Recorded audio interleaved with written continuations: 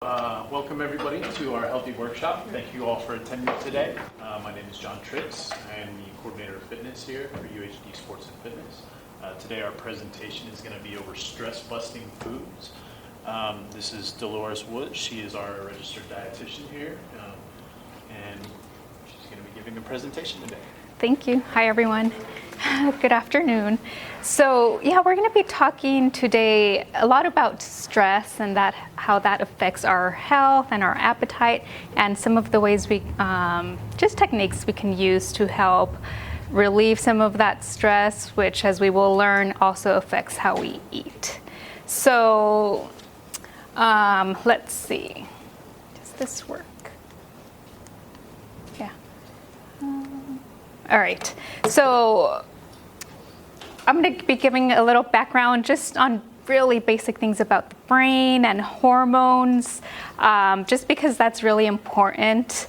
There are certain systems in our brain that regulate different processes. So there's the hippocampus, the amygdala, our prefrontal cortex. Has everyone heard these terms? This is pretty basic, right? I'm sure you're all even studying maybe some of this right now, or your basic psychology classes. So when looking at this, thinking about the hippocampus, it pretty much supports memory and mood. We also have things like the prefrontal cortex, which is in charge of decision making and also regulating different emotions, impulse control, things like that. So all of these things work together to regulate a lot of different behaviors and emotions that we feel. Now, there you go.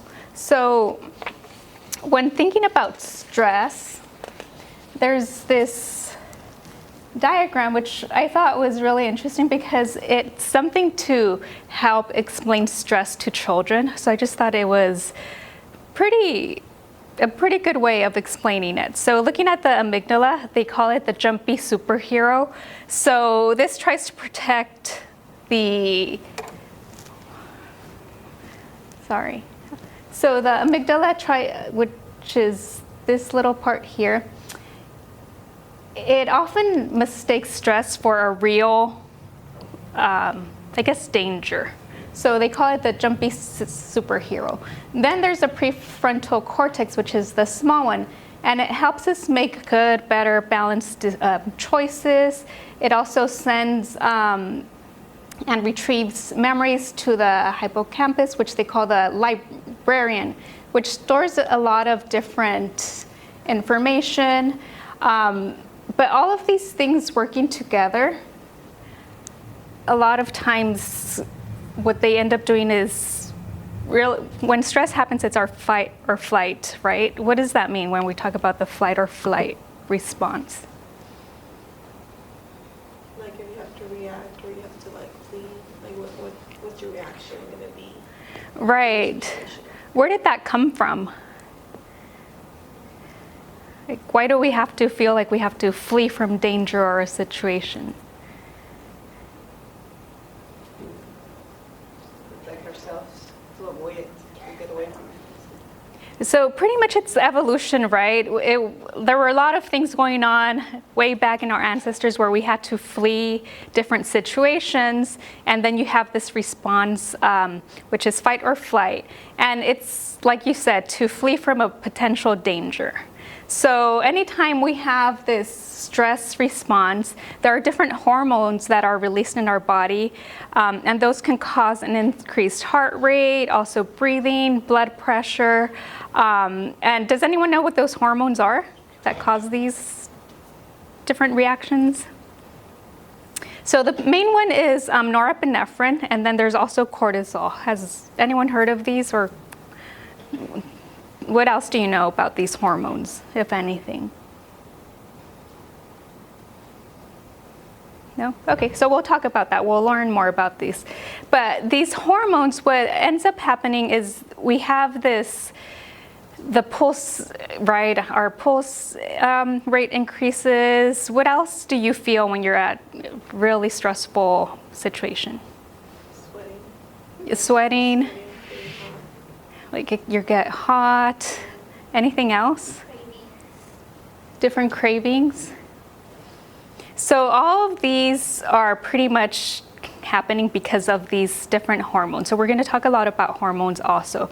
And what's happening is that our other part of the brain that helps with our emotional well-being and being calm and relaxed, it's overwhelmed. So we're just not able to get to that moment of being sort of calm and zen, and instead we're overwhelmed by these fight type of feelings. So these hormones, well, first let's look at the stress brain loop. So there's different types of stress, and we're going to talk about the different types of stress also. But thinking about the stress brain loop, it pretty much has to do with having the long-term stress, which is chronic stress, or just everyday stress. Now, chronic stress can lead to inadequate sleep, poor nutrition, emotional distress, which then, and all these hormones such as the increases in the different glucocorticoids, decreased regulation of cortisol, and we'll talk about cortisol. It all then starts affecting different things like our attention, short-term learning, and even just can affect our day-to-day activities. So we'll talk about chronic stress and the bad type of stress. So what is good stress versus bad stress? What do you think good stress is? Like thinking about your daily lives, what is good stress?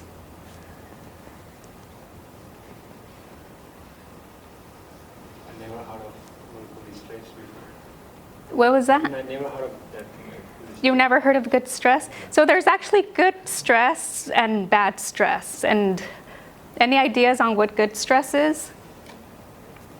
So when we're thinking about good stress, there's actually a term called eustress. Eu is the it's either Latin or Greek for good.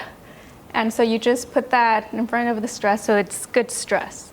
And this is our day-to-day stress. A lot of times, we can't really control things that happen. We may be rushed, right, to get to work, to get to class, and things like that. So it's typically just the repeated stress we have from day-to-day activities.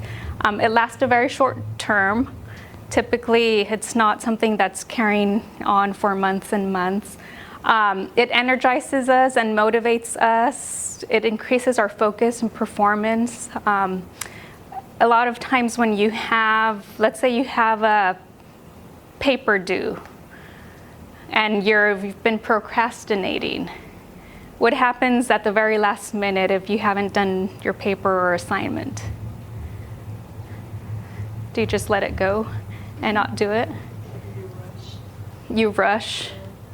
So a lot of times that could be good stress because you're rushing, you're starting to feel a little, maybe some butterflies in your stomach thinking that your assignment's due, but that creates focus and more just intent on finishing that. So that could be good stress. Any other examples you can think of of good stress? Something that helps you focus, something that's exciting, that just... One thing is, if I procrastinate, right, and I'm extremely stressed, I only feel good when I'm done with it. But other than that, it's extremely stressful though, so I never heard. Right. But does that stress last a long time? Is it months after that? The paper is doing 2 weeks, and I wait at the line. It's like I have to Right. stressing in 2 weeks, so that's bad. Right. It's accumulating. I would say good stress for me personally would be like exercising. Okay. Just release. I dance and sweat, so I don't know. But I don't know. So that would be more like a stress reliever, the exercise, because you're feeling good. But what are actual activities or situations that could be good stress? Organizing a party or something fun. Maybe. Organizing a party or a wedding where you know it's a lot of work, but it's fun and it's exciting. Maybe traveling, right? It could be stressful getting to the airport if you're doing international travel, maybe the language difference, but it's going to be fun. and it's just something that isn't going to be lasting long term, right? Maybe starting a new relationship, a new romantic relationship, it's a little stressful, but it isn't something that is necessarily bad for you, hopefully, right? It's also things like getting married or starting a new job. So a lot of these things are happening in our lives, and they may they may make us feel stressed out, but not in a negative way. This is positive stress. And so this short-term stress may actually be beneficial to us just because it's going to help us be able to cope with a lot of the bad chronic stress. So thinking about the bad stress, what is bad stress then, the negative stress? So we could actually call that distress. So this is very different, right? Because unlike the good stress, it's not going to last a short term for a short term. This is much longer. It could be something like caring for someone who's ill, and this could drag on for a long time. It's typically situations that make us feel overwhelmed. We're so overwhelmed that we feel like our health may be deteriorating, you're having negative thoughts, negative self-talk, and overall just the type of stress that just doesn't make you feel good, right? So, I mean, there are a lot of things that could cause this. Any ideas on this, what situations would result in the bad stress or distress? You usually don't know the outcome of it. You're not sure if it's going to go well or what's going to happen. That's what's going to happen. So that gives you worry. So not being able to control the outcome or know of certain situations, yeah, that could be very distressing, right? Not being able to control things like that. Anything else? Any ideas on other types of distress that could really put Like your exams. Like if you have a test coming on, like someone like you feel distressed even though you're not gonna do good.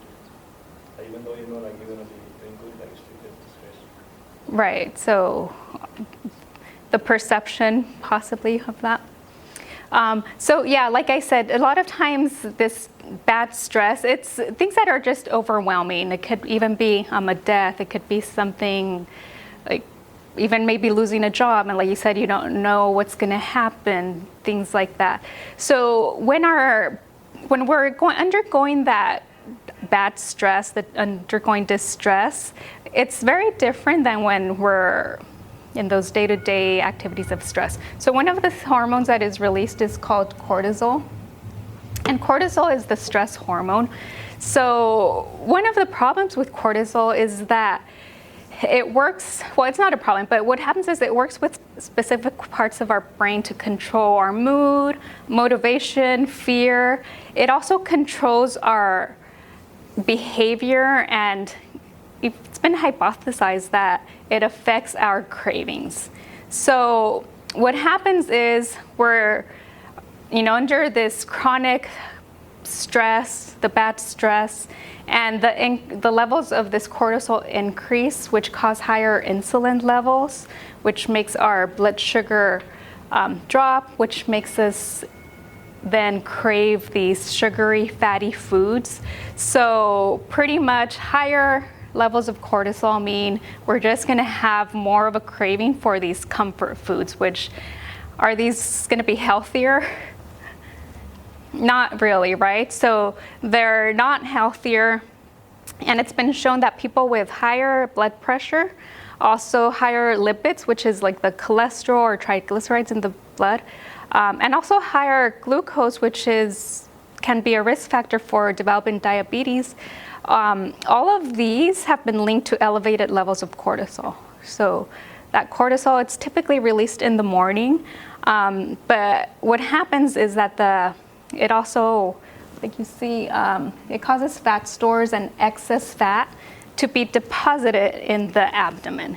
So that's why also, I don't know if you've heard about, is everyone familiar with the waist circumference? So a lot of times when you go to the doctor, they have things like BMI, which is your weight, height ratio.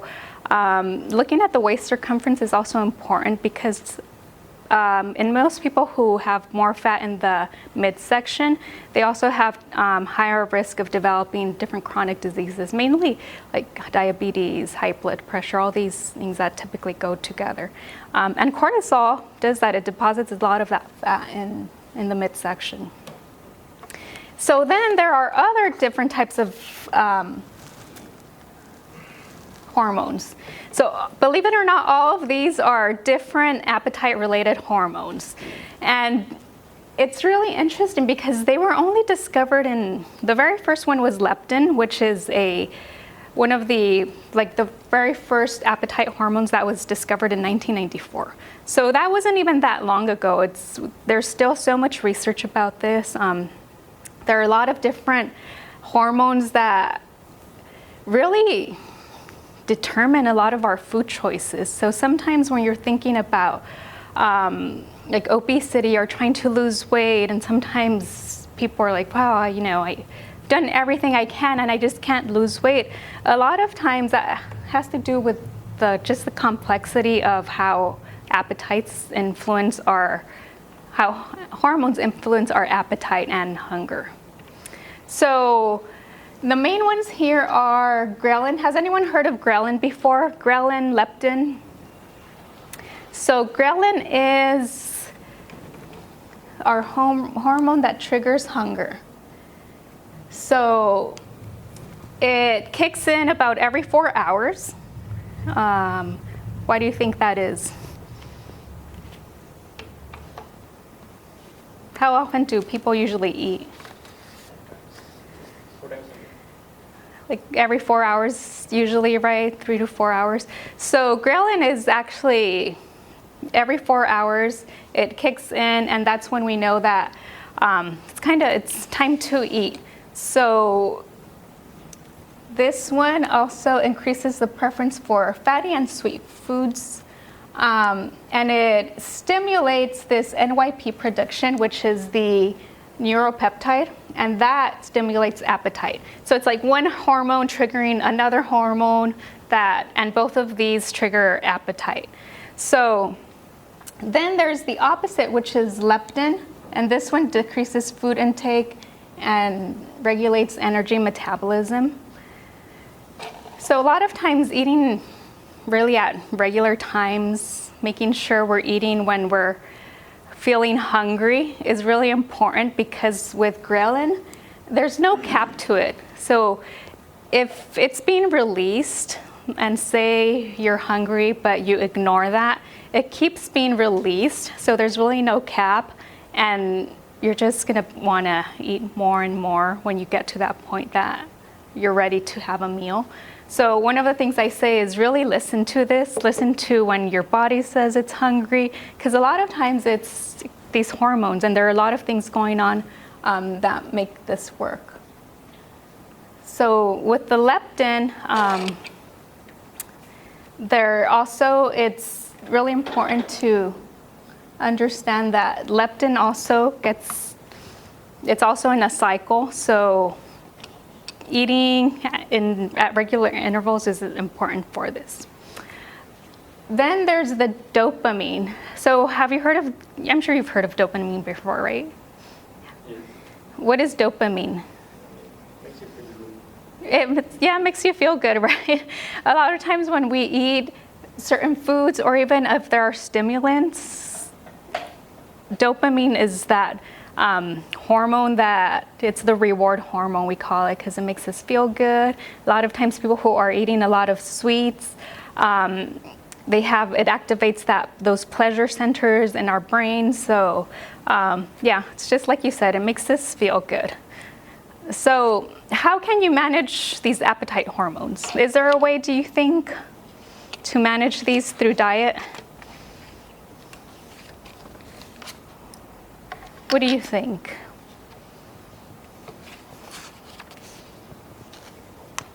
Should be. There should be. Yeah, I mean, if you carry healthy snacks, would be every 4 hours instead of getting something fatty, just eat an apple or something. I don't know. Or So- something, well, it depends. So planning, right? Small portions of healthy or whatever.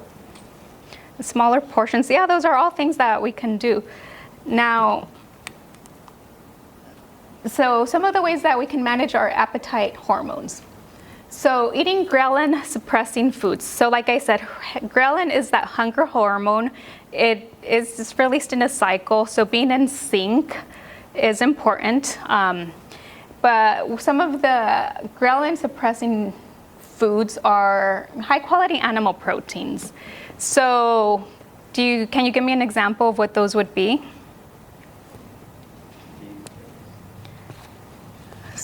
So lean beef would be one of them. Like skinless poultry would also be a good option. Yeah, salmon specifically.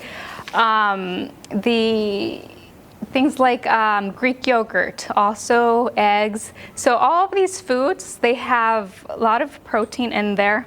And that protein actually does the best job in suppressing the ghrelin. So really important to always have protein, just because it does stabilize hunger, and it also increases the leptin activity, and leptin is that one that makes us, the satiety hormone, the one that makes us feel full.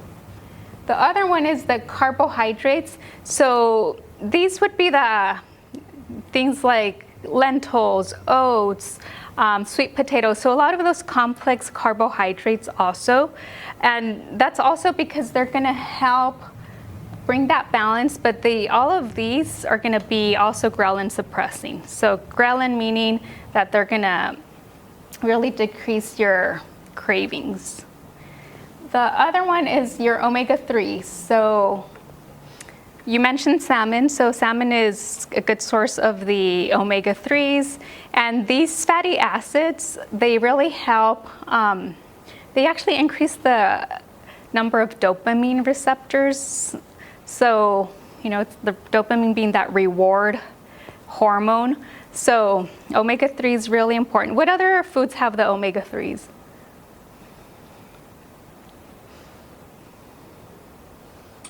Any ideas? I just take fish oil. I mean, you just can buy fish oil and get from fish oil. So you could get it from supplements, the fish oil. So all fatty fish are going to have that.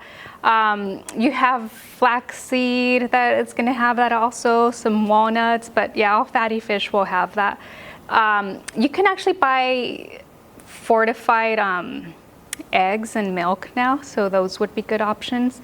So really important, the omega-3s, also because they're anti-inflammatory, and that really helps in improving the insulin and the leptin sensitivity. So, omega-3s are good for so many other different things, but this is just one other added benefit. Yes? Question. So, what do you think about being vegan so for instance, my daughter, she started being vegan when she was 14, she's about to be 17. I thought she was joking at first. Yeah. But she stuck to it, so I don't know, I'm concerned because she's still in the growing, Yeah. section, so I believe she still needs protein, but she refuses. So I don't know. So is that what So vegan, a lot of people are vegan. She can be healthy, but it requires much more planning to get that protein. She can still get it through plant-based foods. There's like tofu, beans and grains. The other concerns would be B vitamins, the B12 specifically, because that's only, and she takes a vegan source. Okay. Yeah. Well, finding as long as it's a good B12 alternative, because that's only in animal products. But for a young woman, calcium is really important. Sure, you can get it from spinach, but you need to eat like 10 pounds of spinach to be able, it's not as bioavailable, meaning that your body can't absorb as much from, let's say, milk as it can from, What about wheatgrass shots? Does that kind of replace some of it? Not really? No. Again, she just has to be able to plan it out and make sure that calcium specifically, because right now is when the bones are absorbing all the calcium, and it's hard getting all your calcium from like beans and dark leafy greens if she is eating them every day.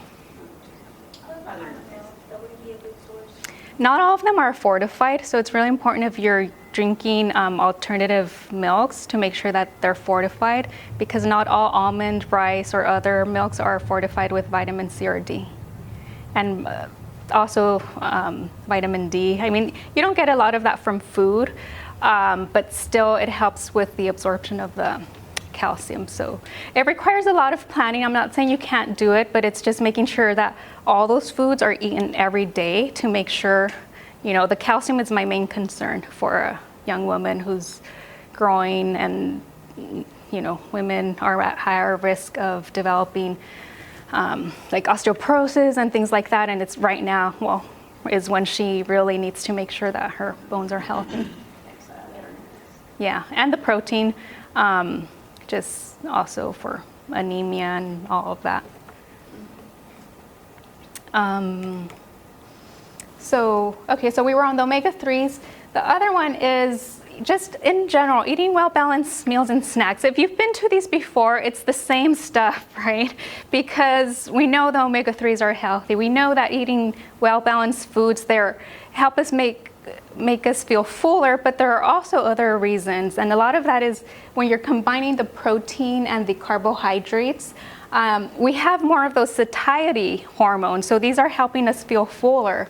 There's another one called the GIP, and this one also gets stimulated, and it helps us just feel fuller and much more satisfied. You talked about exercise earlier. So exercise definitely increases levels of other types of the satiety hormones. So there's the PYY. They also reduce leptin resistance.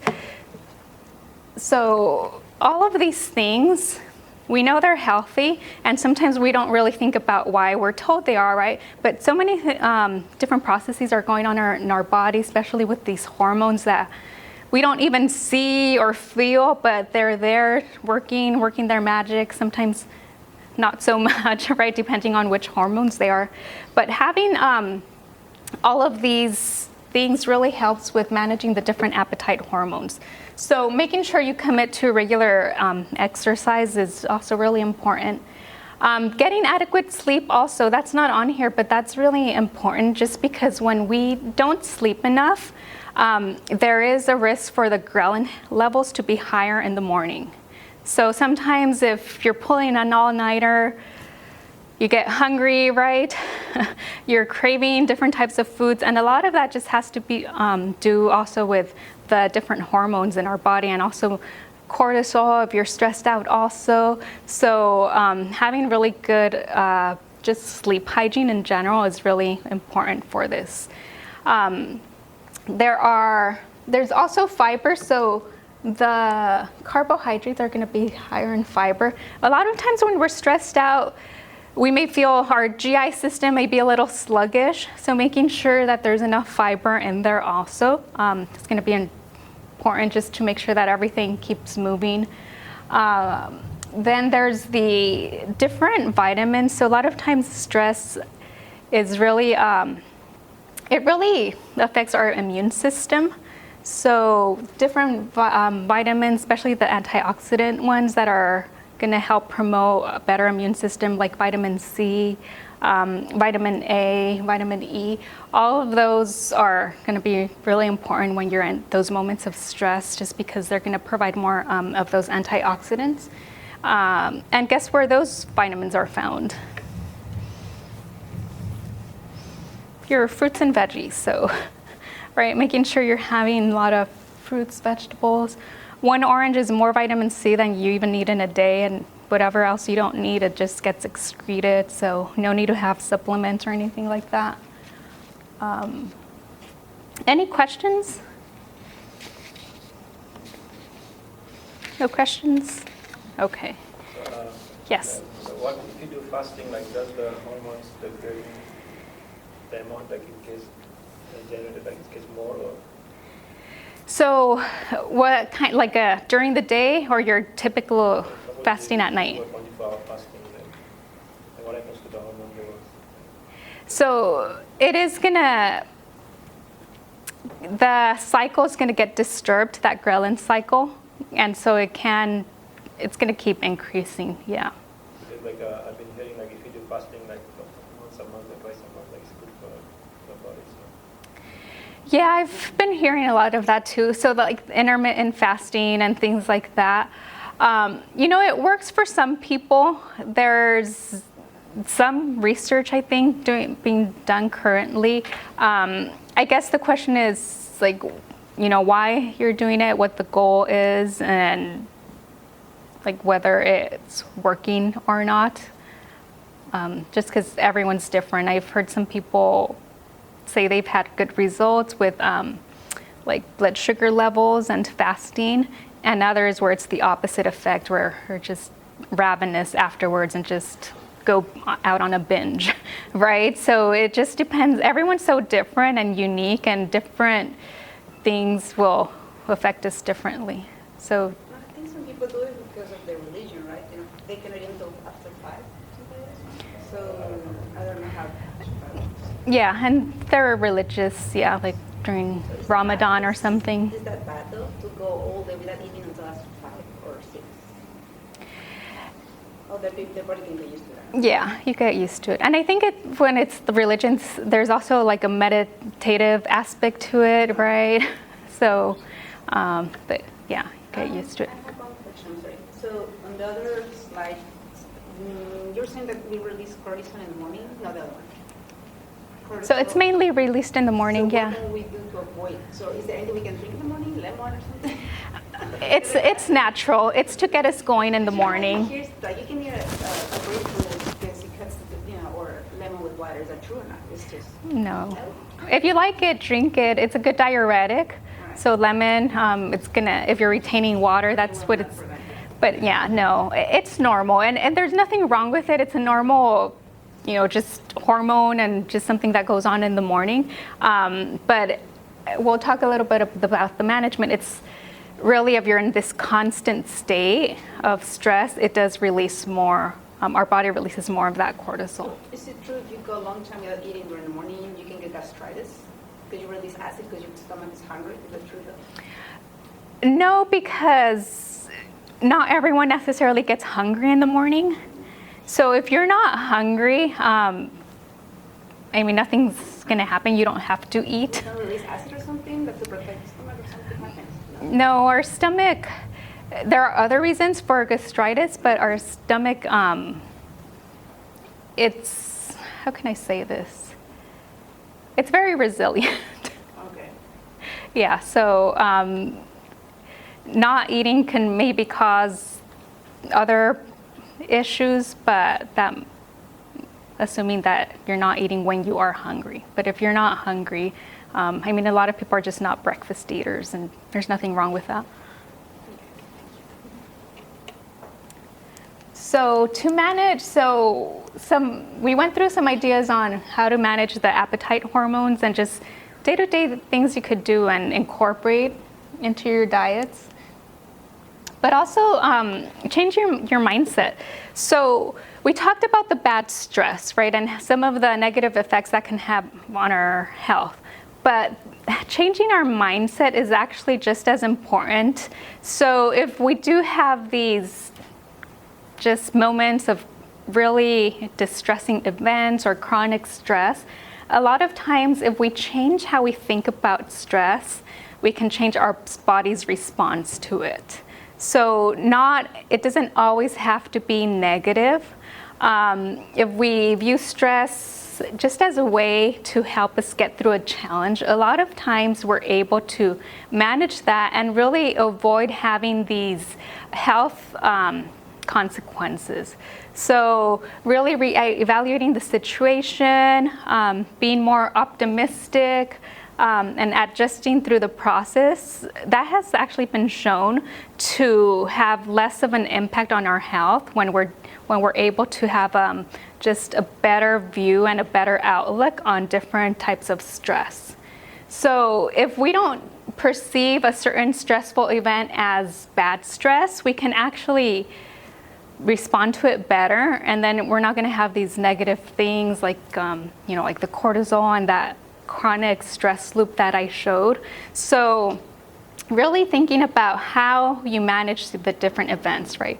A lot of times we can't control different things that are happening, but we can control how we react to it. And that's what a lot of the research is showing, that when we're able to react in a way where we can manage certain events in a healthier way, they're not going to have those impacts on like just emotional and also mental well-being. Does that make sense? You seem skeptical. No? Yes, amazing. I just it's not hungry. I can concentrate. I can't concentrate. But there's actually a lot of research on this. There's a book called Flow, and it's by, I can't pronounce the name, Mihaly. Well, I can tell you about it afterwards if you're interested, but there's a lot of research on this idea of how we can react to different things differently, and overall we can be healthier and happier. And a lot of the things that we hear about where people die from stress and have higher incidence of heart attack and high blood pressure and just overall a lot of these chronic diseases that we can attribute to stress, how a lot of that can be undone when we're able to change our perception of what stress does. We can't change a lot of things, right, in our environment, but some of the things that we can change and we can control are how we really react to stress and how we feed ourselves, right? How we can have better, healthier diets also, and how we can sleep better maybe. But all of these things we can control, especially the food. The food is probably one of the easiest things that we can control to have a healthier lifestyle. So that's really the most important to like stress management. Any questions? So Yes. you're saying because of the stress, we make bad choices for the food, right? Because of the stress and because of the stress with the hormones. So a lot of times we that. make a bad choices for the food, right? Mhm. So is there any way possible, like if some food can alter the hormone level, like the food doing the opposite way? So yeah, a lot of them, because when we're in that stressful, I guess, state, you have more of that cortisol and then other hormones also that are being released in addition to that. So having more of the like high protein foods and the carbohydrates, so all of these. I'm talking about like right now it is suppressing the ghrelin, right? Mhm. So are there any food like that that might like increase the level of ghrelin more, To make you more. hungry or something? To make you release more ghrelin? So you want to eat more? I mean, yeah. If you want to eat more or something like that. So if you want to eat more, you just eat more. Not like not like eating the means of eating, like are there any food like that will not like suppress the ghrelin but like increase the level of amount that ghrelin is released in the body? I don't think so. I would have to look into that, but yeah, I can't think of anything. I mean, maybe stimulants, maybe like caffeine or other, if you like sweets, maybe that would then cause that loop to have more of the cravings and things like that. I'm sorry, what was your question? Not like I was asking like, Do you want food to increase muscle or something? not like or do you- like the hormones like say the food like it will suppress the Your ghrelin, right? energy? But like are there any food like that will like increase the ghrelin, increase the the amount of ghrelin that get released in the body? really? Cravings. Yeah. Increase cravings? The hormones. Oh, I was just curious as well. Mhm, Yeah. that's a good question. I don't know. Yeah, I mean, it's a hunger stimulant, so Like it's when just, when I saw the picture of that before, so I thought like, I was not thinking like the stress, because of stress we make a bad choice. I thought like because of the bad food we get stressed. That's what I was thinking. so it is a cycle when we're stressed out because of the cortisol, then we're having more of a craving for the bad food. Well, not bad food, but just like the higher fat, higher salt foods, and that becomes a cycle. So we're craving more of those when we're stressed out, but that's not necessarily to do with ghrelin.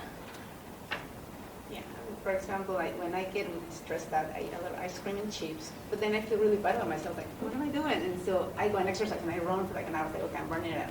And then I feel hungry, it's like, okay, now I gotta eat healthy. So I eat a little piece of meat and some salad or some rice or something. So like, okay, yeah, I'm happy. So you compensate it. So yeah, that's, like, so you have to be positive, not stay in the, In that loop, and that cycle. What is it?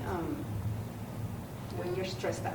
get That- out of the back. right. So the best is eat healthy and work out.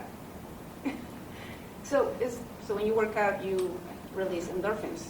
Right. And when you're good, you release dopamine or whatever. Or you when you're healthy. Or what were the measures? So one of That the dopamine is the reward hormone. So a lot of times, I mean, and it depends, but a lot of the higher fat foods, a lot of the sugary foods will increase that. So that's what's happening. So maybe that's what you're getting at also. So there are different hormones that are being released, but like the ghrelin specifically, I don't know if there was a certain food that would cause that to get higher. Yes, any other questions? Nope. Okay, so that's pretty much it then.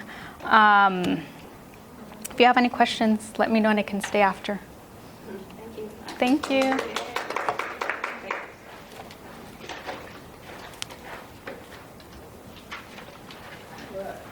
Thank you all for coming. Next week, we will be having our Gator Bowl painting. So if you're interested in that, it will be in the coffee shop area downstairs from 1 to 3 on Tuesday. Next week, our presentation is going to be Best Foot Forward. That is going to be on Wednesday from 2 to 3 p.m. in this room. And I want to do the drawing for...